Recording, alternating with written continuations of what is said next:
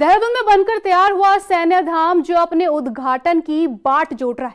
सवाल उठ रहे हैं कि शहीदों के सम्मान में बनाया गया सैन्य धाम क्या कैबिनेट मंत्री गणेश जोशी के कर्मों की सजा भुगत रहा है। हर बार गणेश जोशी सैन्य धाम के उद्घाटन का बयान तो दे देते हैं, लेकिन आज तक वो तारीख तय क्यों नहीं कर पाए, आखिर क्या है वजह, इस रिपोर्ट में देखिए। सैन्य धाम के उद्घाटन का इंतजार, क्या गणेश जोशी के कर्मों की सजा भुगत रहा सैन्य धाम? आखिर कहां फंसा है पेच? मैं सैन्य धाम हूँ। शहीदों के सपनों और सम्मान के लिए मेरा निर्माण तो हुआ, लेकिन आज मैं राजनीति की भेंट चढ़ चुका हूँ। ये शब्द, ये पीड़ा किसी और के नहीं बल्कि उस सैन्य धाम के हैं जिसे पीएम मोदी का ड्रीम प्रोजेक्ट और शहीदों के सम्मान का नाम दिया गया। लेकिन इसे विडंबना ही कहेंगे कि देवभूमि में जिस सोच के साथ सैन्य धाम का निर्माण हुआ उसे आज तक पूरा नहीं किया गया। उद्घाटन से पहले ही सैन्य धाम राजनीति की भेंट चढ़ चुका है और इसके लिए जिम्मेदार है वो मंत्री जिनके हाथों में सैन्य धाम की जिम्मेदारी है। मंत्री गणेश जोशी बार बार सैन्य धाम के उद्घाटन की बात तो कहते हैं, लेकिन आज तक वो तारीख तय नहीं कर पाए। हर बार की तरह एक बार फिर मंत्री गणेश जोशी ने 1 महीने के भीतर सैन्य धाम के उद्घाटन को लेकर बयान दिया है। सुनिए। नहीं, देखिए, ऊपर वाला जब तय करेगा। मैं आज मुख्यमंत्री जी से मिला था और निश्चित ही जैसी उनसे वार्ता हुई है, 1 महीने के अंदर उसको हम यहाँ की वीर माताओं को, वीर नारियों को समर्पित कर देंगे। सैन्य धाम के उद्घाटन में हो रही देरी को लेकर कांग्रेस ने भी निशाना साधा है।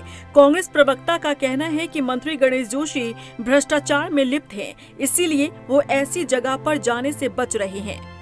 तो गणेश जोशी जी जो मंत्री हैं उनके खिलाफ आय से अधिक संपत्ति का भी मामला है और सैन्य धाम जो हमारी सेना की भूमि हम कहते हैं, सैनिकों की भूमि हम देवभूमि को कहते हैं, और वहाँ की असली स्थिति ये है कि 51 करोड़ का DIPR था। 51 करोड़ से वो 102-103 करोड़ रुपए पहुँच जाता है। काम के नाम पे जीरो है, वहाँ पे टाइल्स टूटी हुई थी, स्ट्रक्चर कंप्लीट नहीं था। तो पूरा सैन्य धाम से भ्रष्टाचार का केंद्र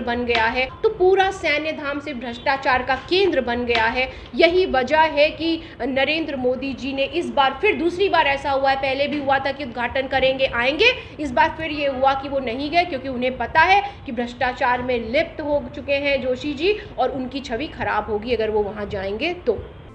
बता दें कि सैन्य धाम की जमीन को लेकर विवाद सामने आया था, जिस पर एडवोकेट विकेश नेगी ने हाईकोर्ट में याचिका दाखिल कर कहा था कि जिस भूमि में सैन्य धाम का निर्माण हो रहा है वो वन विभाग की जमीन है। देखिए, इसमें 2 तरह की आपत्तियां हैं। इसमें एक है कंस्ट्रक्शन की, कि ये प्रोजेक्ट जो था 49 करोड़ का हुआ था, जो पहली बार में सैंक्शन हुआ, उसके बाद इसको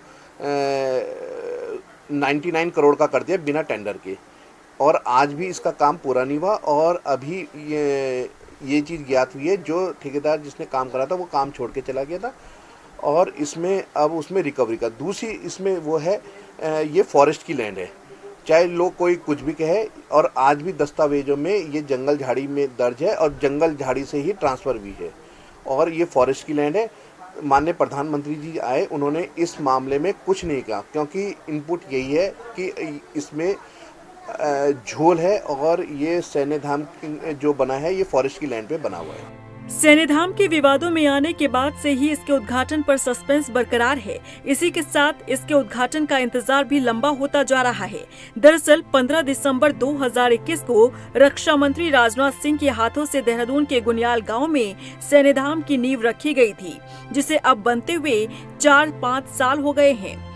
शुरुआत में इसे 2 साल के अंदर तैयार करने का दावा किया गया था। आलम यह है कि जो निर्माण 49 करोड़ रुपए के प्रस्तावित बजट के साथ शुरू हुआ था वो अब करीब 100 करोड़ तक पहुंच गया है। वहीं सैन्य धाम की जमीन को लेकर भी विवाद बढ़ने के बाद से ही इसके उद्घाटन पर सस्पेंस बना हुआ है। रफ्तार मीडिया के लिए देहरादून से ब्यूरो रिपोर्ट।